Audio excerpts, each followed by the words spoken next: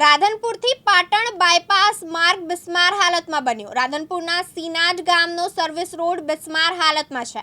Service road પર મસમોટા ખાડાથી વાહન ચાલકો પરેશાન થઈ ગયા છે। બનાસ નદી બ્રિજ પર ભારે વાહન ચાલકોને પ્રતિબંધિત કરતા ભારે વાહન ચાલકો સર્વિસ રોડ પરથી પસાર થઈ રહ્યા છે।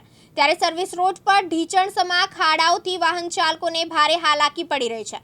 ઢીચણસમા ખાડાઓમાં બાઇક ચાલકો ખાડામાં પટકાય જેથી ઈજાઓ પહોંચી હોવાની સ્થાનિકોમાં રાવ ઉઠી છે।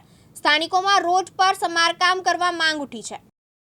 મારું નામ સોલંકી મુકેશભાઈ છે અને સિનારથી બાયપાસ પાટણ જવાનો રસ્તો છે એટલો બધો ખરાબ થઈ ગયો છે કે અત્યારે મોટા સાધનો હાઈવેના સાધનો સીધા પાટણથી શોર્ટકટમાં હારી રસ્તે નીકળે છે તો અમારે 30 થી 35 ગામ જોડાયેલા છે તો અત્યારે એટલા મોટા ખાડા પડ્યા છે ને તો લગભગ ઘણા લોકો બાઇક લઈને પડી પણ ગયા છે।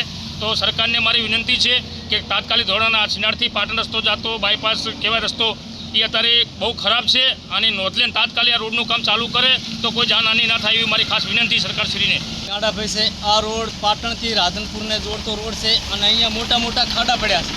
અહીંયા રોજથી 1 થી 2 જણ બાઇકવાળા તો પડે જ છે, અવશ્ય પડે છે બરાબર। એટલે તાત્કાલિક આ રોડનું કામકાજ કરો અને અહીંયા અમારા રોડ આવેલા છે, રોડમાંથી અમારા ઘર આવેલા છે, અહીંયા અમારા બાળ બચ્ચા નીકળે છે એમના જાનહાનિ થવાની બહુ સંભાવના રહે છે એવી અમારી વિનંતી છે કે આ રોડનું કામકાજ ચાલુ કરો। પ્રહલાદભાઈ ઠાકોર, દિવ્યાંગ ન્યૂઝ, રાધનપુર, પાટણ।